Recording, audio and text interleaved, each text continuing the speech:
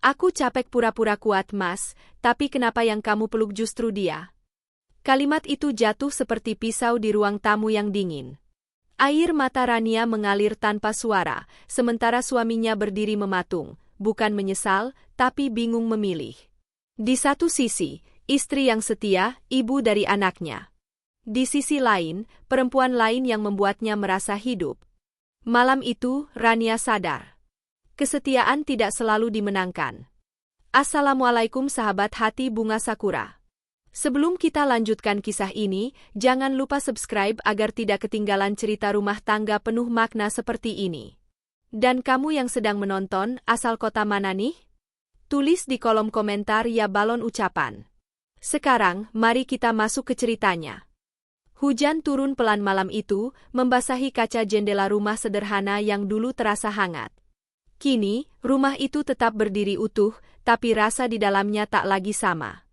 Rania duduk di ruang tamu dengan punggung bersandar di sofa, tangannya menggenggam ponsel yang layarnya sudah lama gelap. Ia tidak sedang menunggu pesan. Ia menunggu kepulangan, dan entah kenapa, juga menunggu kebenaran. Jam di dinding menunjukkan pukul 11 malam. Arman belum pulang. Bukan kali pertama. Tapi setiap kali terjadi, hati Rania tetap saja bergetar seperti pertama kali. Ada perasaan asing yang menyelinap, pelan namun konsisten, seperti air yang merembes ke retakan kecil, awalnya tak terasa, lama-lama merusak. Ayah belum pulang, Bun? Suara kecil itu terdengar dari arah kamar. Rania menoleh. Alia berdiri di ambang pintu, memeluk boneka kesayangannya. Mata anak itu setengah mengantuk, setengah berharap. Belum, sayang. Tidur dulu ya, besok kan sekolah. Jawab Rania lembut, menyembunyikan kegelisahan di balik senyum tipis. Alia mengangguk, lalu kembali ke kamar. Langkah kecil itu menjauh, meninggalkan Rania sendirian dengan pikirannya sendiri. Dulu, Arman selalu pulang sebelum maghrib. Mereka makan bersama. Bercerita hal-hal sepele. Tertawa meski hanya karena hal kecil. Tapi entah sejak kapan, kebiasaan itu berubah. Pulang larut menjadi hal biasa. Ponsel yang dulu tergeletak sembarangan, kini selalu ada di saku atau digenggam erat. Rania menghela napas panjang. Jangan berpikir macam-macam, katanya pada diri sendiri. Ia selalu begitu. Menenangkan dirinya sendiri. Karena baginya, menjadi istri yang baik berarti percaya, bukan mencurigai. Pintu rumah akhirnya terbuka hampir tengah malam. Arman masuk dengan wajah lelah. Kemeja kerjanya kusut, aroma parfum asing samar tercium. Rania berdiri, refleks seperti yang selalu ia lakukan. Mas, kamu belum makan. Aku hangatin ya, tanyanya. Arman menoleh sekilas. Nggak usah. Aku capek. Nada suaranya datar. Tidak kasar, tapi juga tidak hangat. Oh ya sudah, jawab Rania pelan. Arman langsung masuk kamar, bahkan tanpa menanyakan kabar Alia. Pintu tertutup. Sunyi kembali menyelimuti rumah. Rania berdiri cukup lama di depan dapur. Tangannya masih memegang sendok sayur. Matanya kosong. Ia tidak marah. Tidak menangis. Justru itulah yang menakutkan, perasaan hampa yang sulit dijelaskan. Di kamar, Arman berbaring sambil memainkan ponselnya. Senyum kecil muncul di sudut bibirnya. Senyum yang sudah lama tidak Rania lihat tertuju padanya. Rania masuk perlahan. Kamu lembur lagi, Mas? Tanyanya, tetap dengan nada selembut biasanya. Iya. Proyek lagi padat, jawab Arman singkat, matanya tak lepas dari layar. Rania mengangguk. Lagi-lagi mengangguk. Ia duduk di tepi ranjang. Ingin bertanya lebih banyak, tapi selalu ada suara di kepalanya yang menahan. Takut berlebihan. Takut dibilang ribet. Takut dianggap istri yang tidak pengertian. Akhirnya, ia memilih diam. Malam semakin larut. Arman tertidur. Ponselnya tetap dalam genggaman. Rania memandang wajah suaminya yang kini terasa asing. Wajah yang dulu ia hafal setiap lekuknya, kini seperti menyimpan jarak yang tak kasat mata.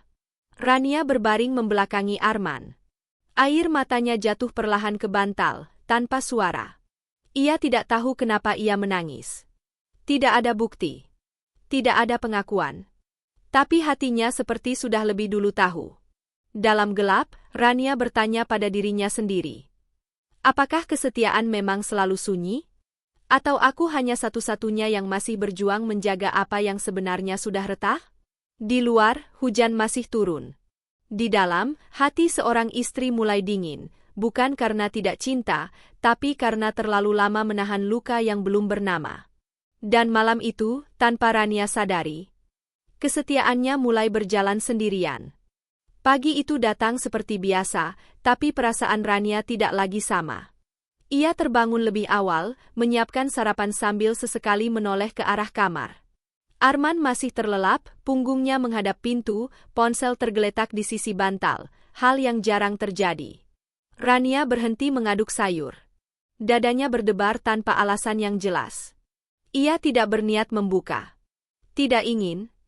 Tapi perasaan di dadanya seperti didorong oleh sesuatu yang lebih kuat dari sekadar rasa ingin tahu. Hanya melihat jam, batinnya mencoba berdalih. Layar menyala. Satu notifikasi muncul tepat di hadapannya. Nisa Hati Merah 2. Semalam aku kangen, kamu janji nemenin aku hari ini kan? Sendok di tangan Rania jatuh ke lantai. Bunyi kecil itu terasa begitu keras di telinganya. Napasnya tercekat. Matanya menatap layar ponsel tanpa berkedip, seolah berharap kata-kata itu berubah menjadi sesuatu yang masuk akal. Nama itu. Ada emoji hati di belakangnya. Tangan Rania gemetar. Ia tahu, sekali ia membuka lebih jauh, tidak ada jalan kembali. Tapi luka itu sudah terlanjur menganga. Ia membuka pesan-pesan sebelumnya. Kalimat-kalimat yang seharusnya menjadi miliknya. Perhatian. Candaan. Keluhan lelah. Bahkan foto secangkir kopi di sebuah kafe yang tidak pernah Arman kunjungi bersamanya. Air mata Rania jatuh membasahi layar. Jadi, ini alasannya, bisiknya nyaris tak terdengar. Langkah kecil Alia terdengar dari kamar. Rania tersentak. Cepat-cepat ia mengunci ponsel dan meletakkannya kembali persis seperti semula. Ia menghapus air mata, memaksakan napas agar kembali normal. Bunda, sarapannya apa? Tanya Alia ceria. Nasi goreng, kesukaan kamu, jawab Rania sambil tersenyum. Senyum yang terasa perih di sudut bibirnya. Saat Arman bangun, suasana terasa janggal. Kok pagi-pagi udah ribet? Tanya Arman sambil duduk di meja makan. Rania menatapnya lama. Wajah itu masih sama. Suara itu masih sama. Tapi rasanya, tidak lagi. Mas, ucap Rania pelan. Kamu bahagia sama aku? Arman berhenti mengunyah. Kenapa nanya begitu? Jawab aja. Arman mengalihkan pandangan. Kamu aneh deh pagi-pagi. Jawaban itu seperti pisau tumpul. Tidak langsung membunuh, tapi menyiksa. Rania tidak memaksa. Ia belajar satu hal pagi itu, kebenaran tidak selalu datang dari pengakuan, kadang justru dari penghindaran. Siang hari, Rania mengunjungi rumah ibunya dengan alasan mengantar makanan. Ia duduk di teras, menatap jalan tanpa benar-benar melihat apapun. Ibu, kalau seorang istri curiga, itu salah ya? Tanyanya tiba-tiba. Ibunya menatap Rania lama. Curiga itu lahir karena perubahan, nak. Tapi jangan langsung menyalahkan diri sendiri. Kalimat itu membuat dada Rania semakin sesak. Malamnya, Arman kembali pulang larut. Kali ini, Rania tidak menyambutnya dengan senyum. Ia duduk di ruang tamu, menunggu. Kita bicara, katanya singkat. Arman menoleh. Bicara apa? Kamu punya perempuan lain? Pertanyaan itu keluar begitu saja. Tanpa teriak. Tanpa drama. Tapi justru itu yang membuatnya terdengar sangat serius. Arman tertawa kecil, terdengar dipaksakan. Kamu kebanyakan nonton drama. Rania berdiri. Matanya berkaca-kaca, tapi suaranya tegas. Aku lihat pesan di ponselmu. Wajah Arman berubah. Senyum itu hilang. Diam. Keheningan itu menjawab segalanya. Apa aku kurang, Mas? Tanya Rania lirih. Kalau aku kurang, bilang, jangan cari pengganti diam-diam. Arman menghela napas berat. Aku cuma butuh teman cerita. Jangan lebay. Kata lebay itu membuat Rania tersenyum pahit. Jadi perasaanku lebay, tapi pengkhianatanmu biasa saja. Arman tidak menjawab. Ia masuk kamar dan menutup pintu keras-keras. Rania terduduk. Tangannya menutup wajah. Tangisnya pecah untuk pertama kalinya, bukan karena terkejut, tapi karena harapannya benar-benar runtuh. Malam itu, Rania sadar. Kecurigaan bukan lagi sekadar perasaan. Ia telah berubah menjadi kenyataan yang tidak bisa ia bantah. Dan sejak hari itu, Rania tahu. Ia tidak lagi berjuang melawan ketakutan, melainkan bersiap menghadapi kehilangan. Sejak malam itu, rumah berubah menjadi ruang tunggu yang dingin. Tidak ada lagi percakapan ringan, tidak ada lagi tawa kecil di selamakan malam. Rania dan Arman hidup di bawah atap yang sama, tapi berjalan di dunia yang berbeda. Arman semakin sering pulang larut. Kadang tidak pulang sama sekali. Dan setiap kali itu terjadi, Rania tidak lagi bertanya.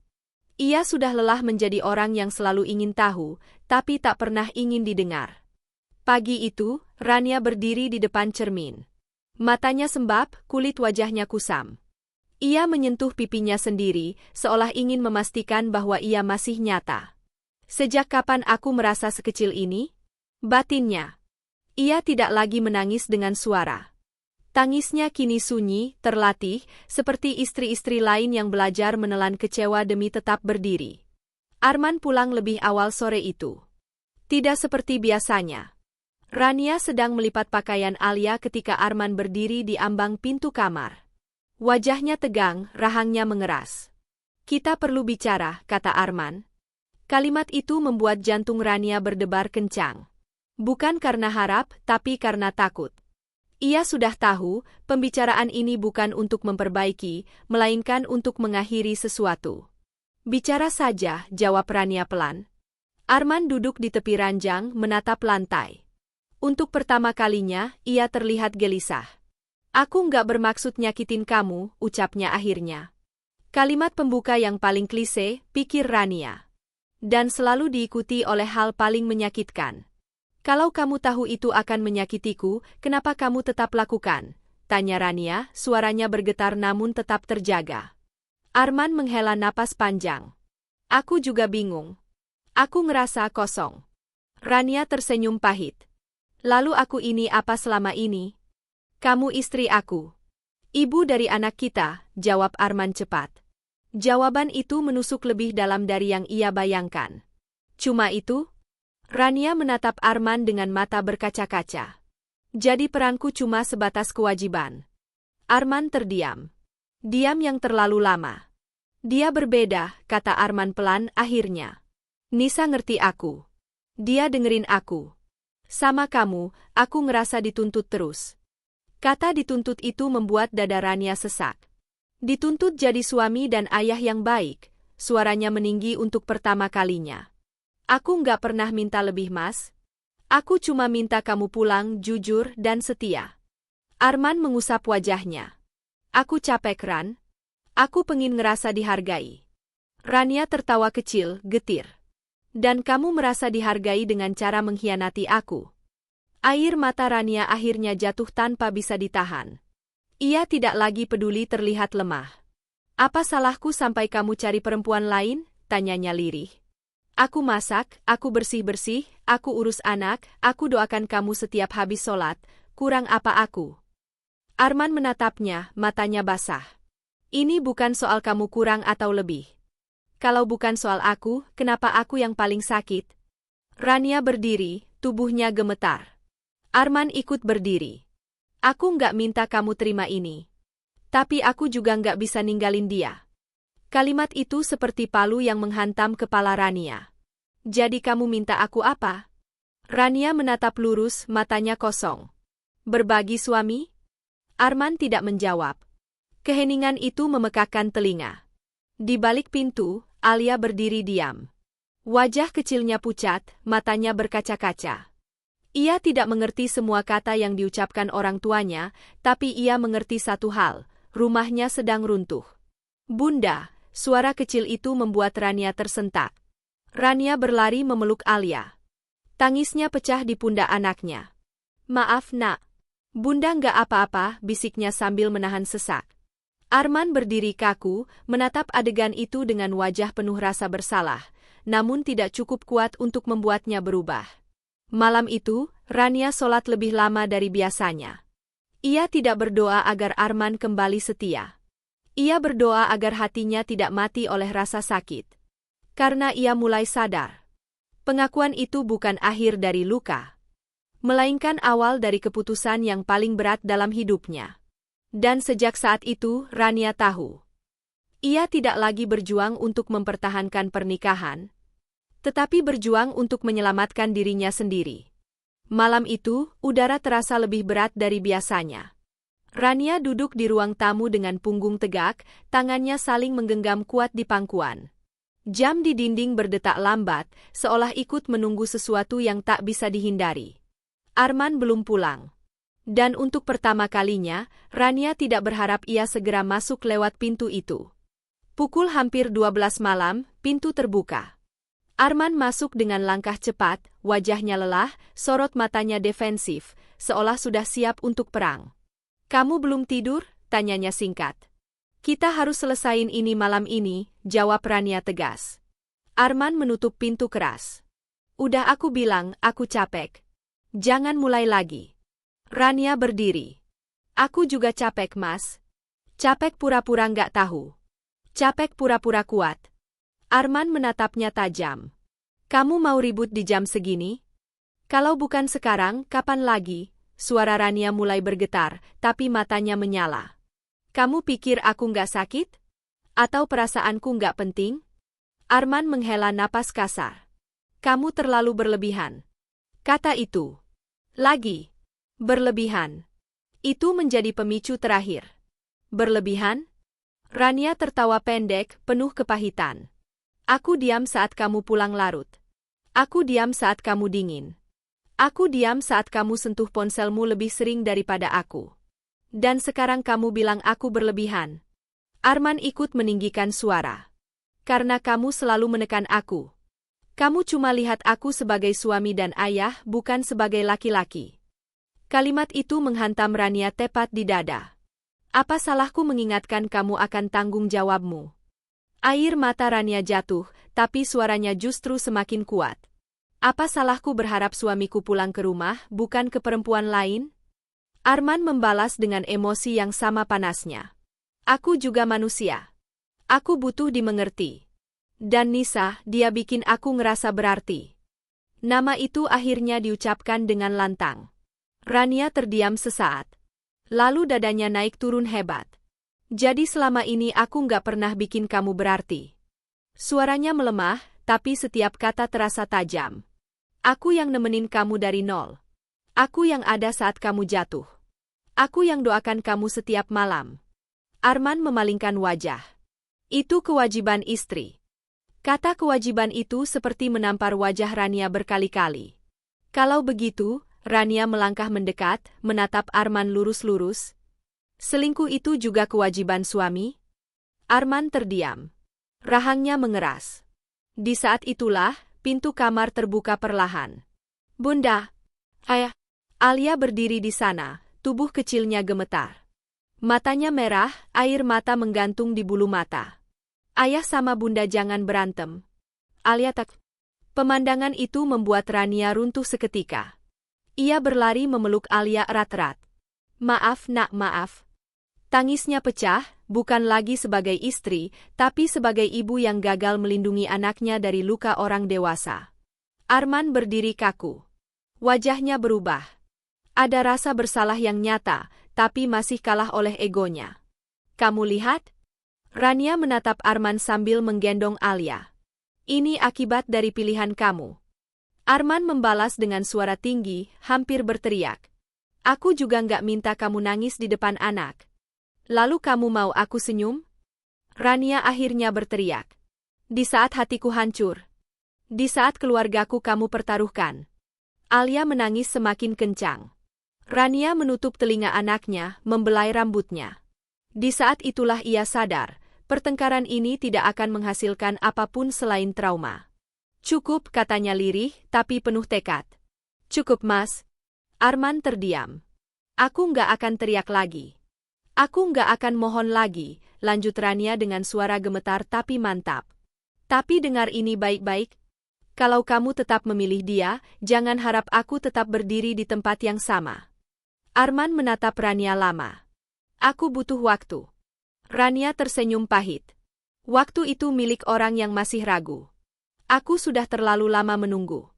Malam itu, Arman keluar rumah tanpa berkata apa-apa. Rania duduk di lantai, memeluk Alia sampai tertidur. Tangisnya berhenti bukan karena luka hilang, tapi karena air mata sudah habis. Dan di keheningan itu, Rania akhirnya mengerti. Pertarungan terbesar bukan melawan perempuan ketiga, melainkan melawan rasa takut untuk melepaskan. Karena setelah puncak emosi itu, tidak ada lagi jalan kembali ke rumah yang dulu.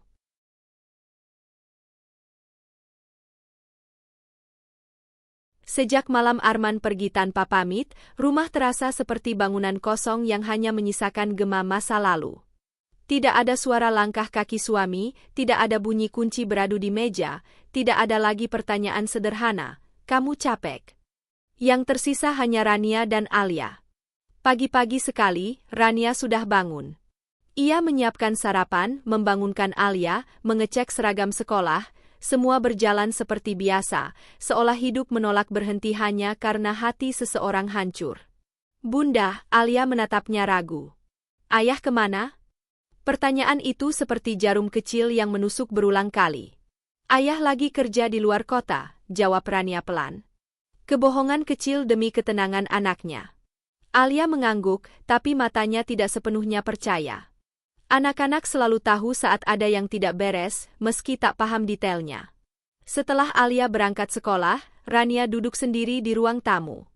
Ia menatap foto keluarga di dinding, foto lama saat mereka masih tersenyum tulus, sebelum jarak mengambil alih segalanya. Tangannya meraih ponsel. Tidak ada pesan. Tidak ada telepon. Dia baik-baik saja tanpa aku, pikir Rania pahit. Hari berganti hari. Arman hanya mengirim pesan singkat. "Aku masih butuh waktu." Tidak ada kabar lain. Waktu. Kata itu kini terasa kejam. Karena setiap detik waktu yang berjalan justru semakin menjauhkan mereka. Ibunya datang berkunjung suatu sore. Ia duduk di samping Rania tanpa banyak bicara. "Kamu kurus," ucapnya akhirnya. Rania tersenyum tipis. "Lagi capek aja, Bu." Ibunya menatapnya lama. "Kamu masih nunggu dia?" Pertanyaan itu membuat Rania terdiam. "Aku nggak tahu harus apa," jawabnya jujur. "Kalau aku bertahan, aku hancur pelan-pelan. Kalau aku pergi, aku takut." "Takut apa?" "Takut gagal. Takut Alia kehilangan ayahnya. Takut orang bilang aku nggak bisa jaga rumah tangga." Ibunya menggenggam tangan Rania erat. "Kadang kita terlalu sibuk menjaga rumah, sampai lupa menjaga diri sendiri." Kalimat itu menancap dalam-dalam. Malamnya, Arman akhirnya pulang. Bukan dengan rindu, tapi dengan wajah penuh kebimbangan. "Alia sudah tidur," kata Rania singkat. Arman mengangguk. "Kita bicara." Mereka duduk berhadapan, dipisahkan meja kecil yang kini terasa seperti jurang. "Aku nggak bisa ninggalin Nisa," kata Arman akhirnya. "Tapi aku juga nggak mau kehilangan Alia." Rania menunduk. "Lalu aku di mana, Mas?" Arman terdiam. Itu jawaban yang sudah ia duga. "Aku bisa tetap tanggung jawab," lanjut Arman cepat. "Kita jalanin saja dulu. Jangan buru-buru ambil keputusan."